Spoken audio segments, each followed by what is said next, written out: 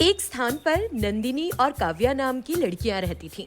हालांकि वे एक ही माँ से पैदा नहीं हुई थीं, फिर भी वे सगी बहनों की तरह रहा करती थीं। वे आपस में हर बात बांटा करती थीं। एक दिन की बात है, काव्या की मौसी उसके पास आकर, बेटी काव्या, तुम्हारी बहन के लिए शादी का रिश्ता आया है, तुम घर आकर उसका श्रृंगार कर दो तो जल्दी। नंदिनी ने पहले बता दिया, मैं अभी पहुंचती हूँ, उसने कहा। ये सुनकर मौसी वहां से चली गई और काव्या ने उनके घर जाकर नंदिनी का बहुत अच्छे से श्रृंगार किया। दीदी, आज आप बहुत सुंदर लग रही हो और जो कोई भी देखने आ रहा है ना, वो फ्लैट हो जाएगा आप पर। हाँ, मुझे नहीं पता कि मैं सुंदर हूँ भी या नहीं। रिश्ते तो बहुत आ रहे हैं, लेकिन एक भी पक्का नहीं हो रहा। मुझे समझ नहीं आ रहा कि मुझ में क्या खराबी है। वो ये कहते हुए बहुत उदास हो गई। तब काव्या उसे समझाने लगी, तुम में क्या कमी है? अगर कोई तुमको पसंद नहीं करता तो इसका मतलब है कि ईश्वर ने तुम्हारे लिए और बेहतर कोई रिश्ता रखा है। कोई तुम्हें पसंद ना करे तो ये उसका दुर्भाग्य है। उसने अपनी बहन का उत्साह बढ़ाया। कुछ देर बाद दूल्हे पक्ष के लोग आकर बैठ गए। तब काव्या अपनी बहन को लेकर आई और उसे बिठाया। बेटा, लड़की पसंद आई? लड़के ने लड़की की तरफ देखा और, लड़की दिखने में उतनी अच्छी नहीं है जितना मैंने उम्मीद की थी, प्लीज मुझे गलत ना समझे। इतना कहकर वो उठा और चला गया। तुरंत उसके साथ आए लोग भी उठकर उसके संग चल दिए। ये देखकर नंदिनी का दिल बुझ गया। तुमको इसमें बुरा मानने की आवश्यकता नहीं है। तुम बूढ़ी थोड़ी हो रही हो और इस लड़की ने तुम्हें पसंद नहीं किया तो कोई और लड़का करेगा। तुम खुद को कम क्यों समझती हो? वो उसे दिलासा देने लगी। ऐसे ही दिन बीतते गए और कुछ दिनों बाद एक और लड़के वाले नंदिनी को देखने आए। लड़का आया तो काव्या उस लड़के को देखकर बुरी तरह चौंक गई। वो उसका कॉलेज में पढ़ने वाला साथी किशोर था और वे दोनों लंबे समय से एक दूसरे के प्यार में थे। इससे पहले कि वो उसे देख पाता, वो तुरंत अंदर चली गई। किशोर की माँ, कुछ देर बाद हमें लड़की बहुत अच्छी लगी, बाकी बातें फोन पर करेंगे आपसे। वो वहाँ से चले गए। तब नंदिनी अंदर जाकर काव्या से बोली, मुझे वहाँ छोड़कर कहाँ चली गई थी? हाँ, वो मेरे सिर में दर्द था तो मैं अंदर चली गई थी दीदी। ऐसा, ओके। क्या तूने लड़की को देखा? काफी हैंडसम है। उन्होंने मुझे पसंद भी कर लिया है। अब देखते हैं क्या जवाब आता है, उसने कहा। ये सुनकर काव्या को अजीब लगा, लेकिन वो बोली, तब तो यही लड़का तुम्हारा दूल्हा बनकर आएगा। अगर ऐसा होता है तो कितना अच्छा होगा रे। उसे खुशी हुई और फिर काव्या अपने घर वापस चली गई। मैंने कभी उम्मीद नहीं की थी कि ऐसा दिन भी आएगा। अगर ये शादी नहीं हुई तो मेरी बहन के आत्मविश्वास पर चोट लगेगी, इसलिए मुझे अपनी बहन के लिए। वो सोच ही रही थी कि किशोर ने उसे फोन किया। काव्या, आज मेरे माता पिता जबरन मुझे एक लड़की दिखाने के लिए ले गए, लेकिन मुझे उससे शादी नहीं करनी है। तुम प्लीज अपने माता पिता को हमारे बारे में बताओ और उन्हें राजी करो। किशोर, कोशिश करो और भूल जाओ मुझे, क्योंकि वो इस बात के लिए कभी नहीं मानेंगे। और अगर उन्हें किसी ने बता दिया कि मैं प्रेम विवाह करना चाहती हूँ तो वो सहन नहीं कर पाएंगे। तुम प्लीज अपनी माँ की पसंद के लड़के से शादी कर लो, वो तुम्हारी अच्छी तरह से देखभाल करेगी। उसने कॉल काट दिया और किशोर का नंबर ब्लॉक कर दिया। उसे बाद में बहुत बुरा लगा। कुछ दिन बीत गए। किशोर नंदिनी से आखिर शादी करने के लिए राजी हो गया। नंदिनी भी किशोर से रिश्ता पक्का होने पर बहुत खुश थी। कुछ दिनों के बाद उनकी शादी भी हो गई। काव्या अपनी बहन के लिए बहुत खुश थी, लेकिन अंदर ही अंदर बहुत दुखी। शादी के बाद नंदिनी ने काव्या को अपनी बहन के रूप में सबसे मिलवाया। काव्या को देखकर किशोर हैरान रह गया। बाद में जब काव्या अकेली थी तो किशोर उसके पास गया। काव्या, तुमने ऐसा क्यों किया? और तुमने ये क्यों नहीं बताया कि वो तुम्हारी बहन है? हाँ, मेरी बहन को तुम बहुत पसंद आ गए थे। उसकी खुशी के लिए मुझे हमारे प्यार की कुर्बानी देनी पड़ी। मेरी बहन बेहद अच्छी लड़की है, प्लीज उसका ख्याल रखना। तो इतना कहकर वो वहां से चली गई। ऐसे ही कुछ दिन बीत गए। काव्या को बुरा लग रहा था कि उसकी सहेली उससे दूर चली गई थी, लेकिन वो खुश थी कि उसकी बहन को एक अच्छा पति मिला और अपने प्यार को भूलने की कोशिश कर रही थी कि अचानक एक घटना घट गई। सड़क पार करते समय नंदिनी का एक्सीडेंट हो गया और उसकी मौके पर ही मौत हो गई। सुनकर सब फूट फूट कर रोने लगे। काव्या नंदिनी के खोने के गम को सहन नहीं कर पाई और कई दिनों तक लगातार रोती रही। कुछ महीनों के बाद सभी ने किशोर को दूसरी शादी के लिए मना लिया।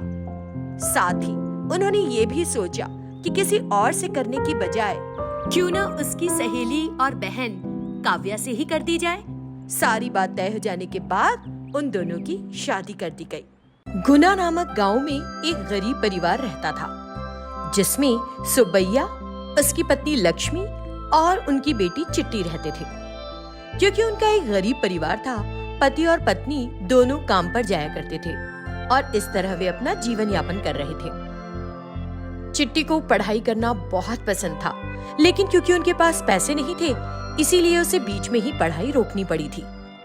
उसे इस बात का आए दिन बुरा लगता था, लेकिन घर के पास छोटे छोटे काम शुरू करने के अलावा उसके पास और कोई चारा नहीं बचा था। ऐसे ही दिन बीत रहे थे। एक दिन जब उसकी माँ काम से वापस आई तो वो अपनी माँ के पास गई। माँ, जब मैं तुम्हें दिन रात इस तरह काम करते देखती हूँ, मुझे बहुत बुरा लगता है। अगर तुमने मेरी पढ़ाई बीच में ही बंद नहीं की होती तो मैं अच्छी तरह से पढ़कर नौकरी करती और तुम्हारा ख्याल रखती ना माँ।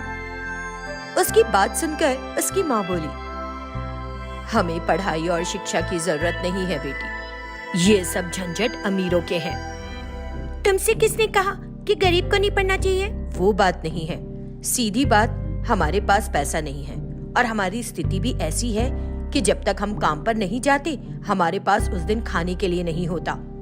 और फिर तुम्हारे पिता की हालत ठीक नहीं है, मुझे डर है पता नहीं कब हमें कौन सी बुरी खबर सुनने पड़े। ठीक है माँ, तुम मुझे शिक्षित ना भी करो तो भी कोई बात नहीं, लेकिन बस अपना ख्याल रखो, उसने कहा और वहाँ से चली गई। ऐसे ही दिन बीत रहे थे। एक दिन सुब्बैया अपना काम खत्म करने के बाद तेज धूप में आया और दरवाजे के सामने आकर बेहोश हो गया। चिट्टी और लक्ष्मी ने घबराकर उसे बिस्तर पर लिटा दिया। घबराते हुए चिट्टी ने कहा, पापा क्या हो गया पापा, प्लीज एक बार अपनी आंखें खोलो। उन्होंने उसे थोड़ा पानी दिया। कुछ देर बाद उसने अपनी आंखें खोली तो बोला, चिंता मत करो, कुछ भी नहीं हुआ। मैं तेज धूप में आया था तो अचानक मुझे चक्कर आया। पहले से ही तुम्हारी तबीयत ठीक नहीं है, आप चाहो तो 2 दिन घर पर ही रहो, मैं चली जाऊंगी काम पर आपकी जगह, आप आराम कर लो पापा।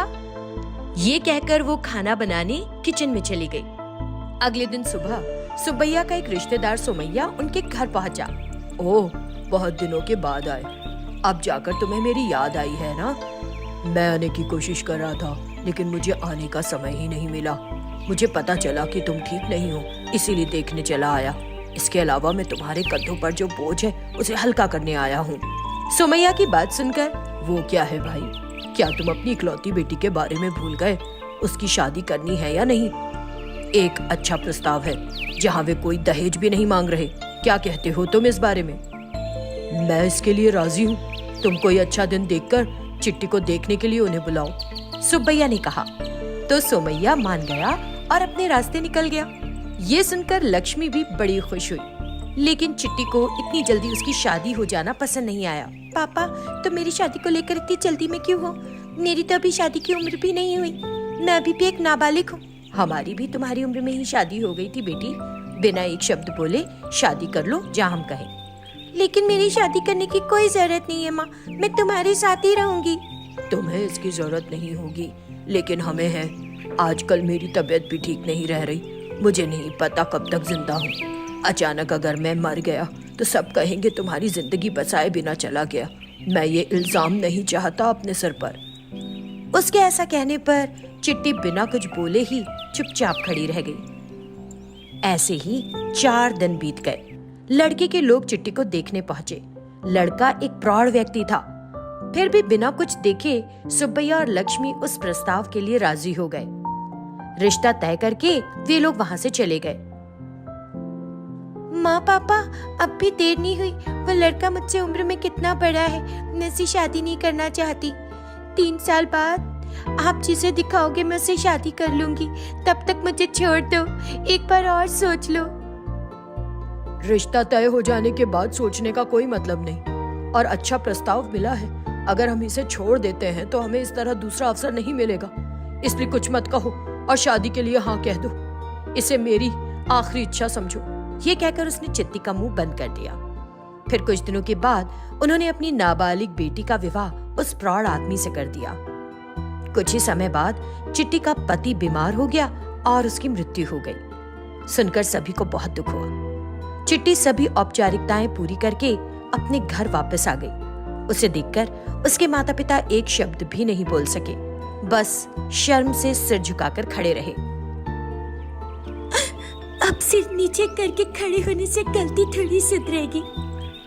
हर माँ बाप को जैसे ही लड़की का जन्म होता है उसकी शादी के बारे में नहीं सोचना चाहिए। लड़की की भी कुछ इच्छाएं होती हैं, उसकी इच्छा को भी महत्व देना चाहिए। हम इस तरह सोचेंगे तो कई लड़कियों की जान बच जाएगी और उनकी जिंदगी भी खुशहाल होगी, उसने कहा और रोते हुए अपने कमरे में चली गई। माता पिता को अपनी गलती का एहसास हुआ और उन्होंने शर्म से सिर झुका लिया।